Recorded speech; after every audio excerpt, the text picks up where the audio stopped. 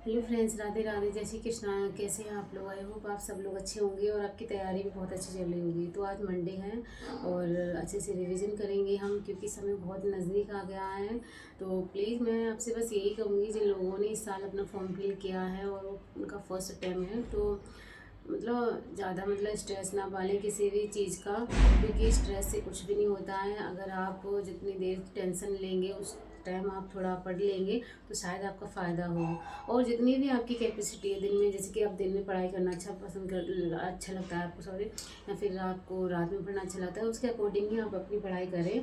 और ये नहीं है कि एग्ज़ाम नज़दीक है तो आप बहुत ज़्यादा ये सोचें कि नहीं मैं तो 18 घंटे पढ़ूंगा या पूरा पूरा दिन। तो ऐसे कुछ नहीं हो सकता है। जितना आप पढ़ पाएँ और जितनी चीज़ें आपको समझ में आ रही हैं उतना ही पढ़ें, क्योंकि 1 डेढ़ साल में जो भी आपने प्रिपरेशन की है, अगर आप उसका अच्छे से रिवाइज कर लोगे तो शायद अच्छा होगा।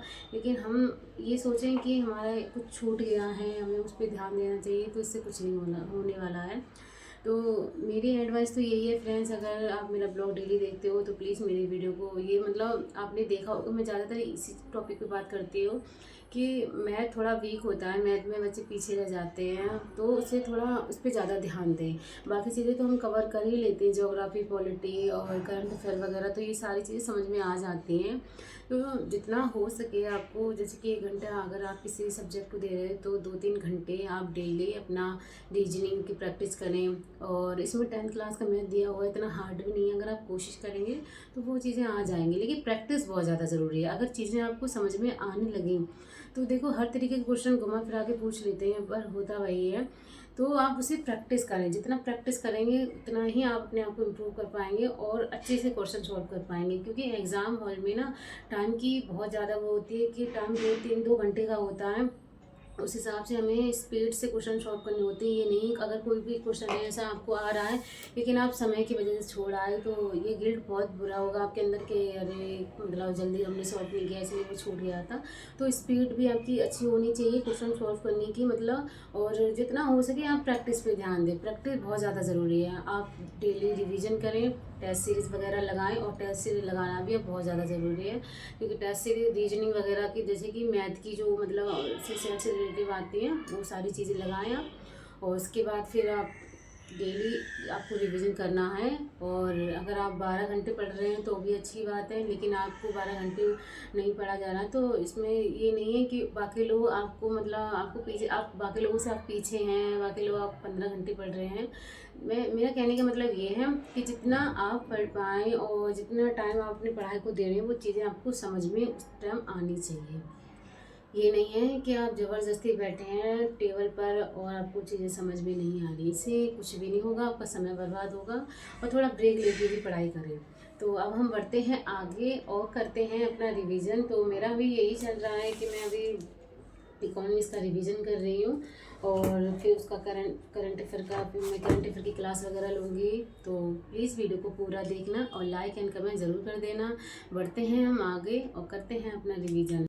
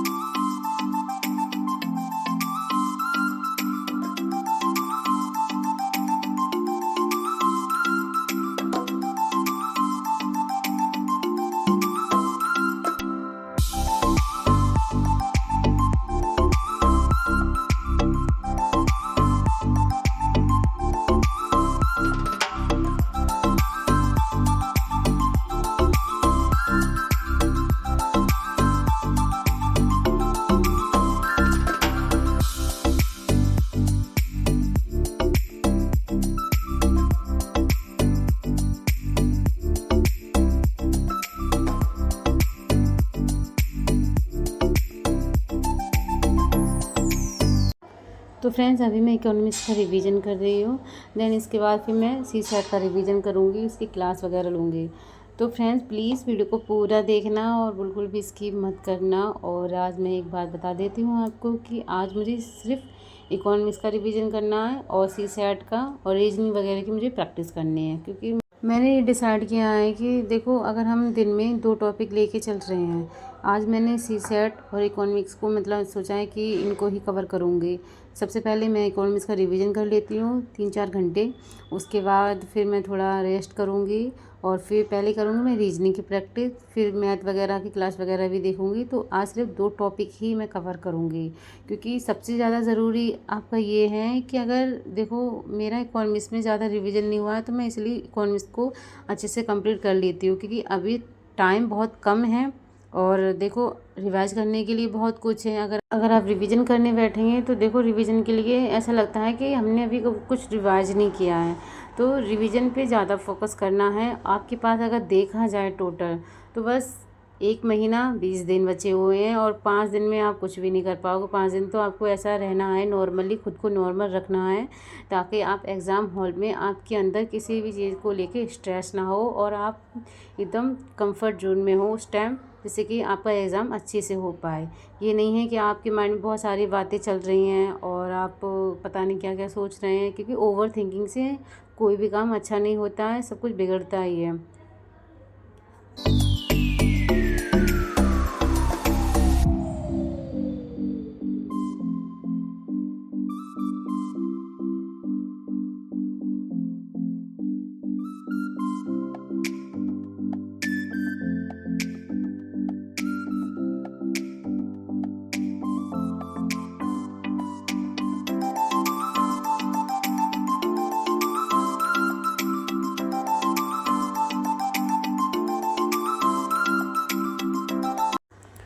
तो फ्रेंड्स मैंने इकोनॉमिक्स का रिवीजन कंप्लीट किया, उसके बाद थोड़ा रेस्ट भी किया था मैंने। और फिर आज मंगल भी है, मुझे अपने हस्बैंड के लिए खाना बनाना है, तो खाना बना लेते हैं। उसके बाद हम फिर सी सेट पे स्टार्टिंग करेंगे। सबसे पहले रीजनिंग और उसके बाद मैथ और फिर कॉम्प्रिहेंशन की प्रैक्टिस। तो तीनों चीज़ें आपको साथ में लेके चलनी है। चाहे आप 1-1 घंटे के लिए रिवाइज करें, लेकिन करें ज़रूर। जैसे कि आपको जो भी ऐसा लगता है जो टफ़ ज़्यादा लग रहा है, जैसे कि मैथ तो सबको टफ़ ही लगता है, तो मैथ से स्टार्टिंग कर लिया करें। मैथ के बाद फिर आप रीजनिंग और कॉम्प्रिहेंशन की डेली आपको प्रैक्टिस करनी ही करनी है। तो फ्रेंड्स अभी मैं कंपैरेटिव स्टडी की प्रैक्टिस कर रही हूँ, देन इसके बाद फिर मैं मैं मैथ की क्लास लूँगी। तो इसी तरीके से मैं अपना सी सेट कवर करने की कोशिश कर रही हूँ। जो चीज़ें मुझे समझ में नहीं आ रही है फिर भी मैं उन्हें सीखने की कोशिश कर रही हूँ, लेकिन मैं अपने मन में ये नहीं सोचती हूँ कि फ्रेंड्स अभी मुझे मैथ इतना प्रॉपरली नहीं आ रहा है तो शायद मेरा एग्ज़ाम नहीं हो पाएगा। मैं ऐसा कुछ नेगेटिव नहीं सोचती हूँ, क्योंकि फ्रेंड्स अगर हम कोई भी ऐसा काम है जो हमारे लिए बहुत इम्पोर्टेंट है, उसके लिए आपको कभी नेगेटिव नहीं सोचना चाहिए। आप जितना पॉजिटिव रहेंगे, सारी चीज़ें आपकी पॉजिटिव की वजह से सब कुछ अच्छा होगा, क्योंकि सब कुछ ना हमारे थिंक के अकॉर्डिंग होता है। जैसा आप सोचते हैं ना वैसा हो जाता है, ये रियल में है। आप कभी ऐसा सोचते होंगे कि आज शायद मेरी स्टडी अच्छे से नहीं हो पाएगी क्योंकि मेरी हेल्थ ख़राब है, तो आपका माइंड वहीं रहेगा कि आपकी हेल्थ ख़राब है, आपकी स्टडी अच्छी नहीं हो पाएगी, तो उस दिन नहीं हो पाती है। अगर आप थोड़ा अपना दिमाग उस साइड से निकाल के मतलब आप अपनी पढ़ाई पे ध्यान देंगे ना तो हो सकता है। चाहे उस दिन आप जैसे कि डेली का आपका रूटीन है कि आप 12-13 घंटे पढ़ते हो, लेकिन उस दिन आप ज़्यादा नहीं पढ़ पा रहे हो, लेकिन उस दिन थोड़ा ही पढ़ो, क्योंकि पढ़ो ज़रूर, क्योंकि पढ़ाई बहुत इंपॉर्टेंट है फ्रेंड। इसलिए पढ़ने से कभी मन को नहीं चुराना चाहिए कि हमें आज पढ़ाई नहीं करनी है। अगर आपको ज़िंदगी में कामयाब होना है ना तो पढ़ाई एक ऐसा मार्ग है जो आपको ऊंचाइयों तक ले जा सकती है। इसलिए पढ़ाई करें और जी जान से मेहनत करें। एक दिन आपका ऐसा आएगा जिस दिन आपके सारे सपने पूरे हो जाएंगे। तो फ्रेंड्स ये था मेरा आज का ब्लॉग। अगर आपको मेरा ब्लॉग अच्छा लगा हो तो प्लीज़ मेरी वीडियो को लाइक करें एंड चैनल को सब्सक्राइब करें। मिलते हैं हम नेक्स्ट ब्लॉग में। Bye, take care.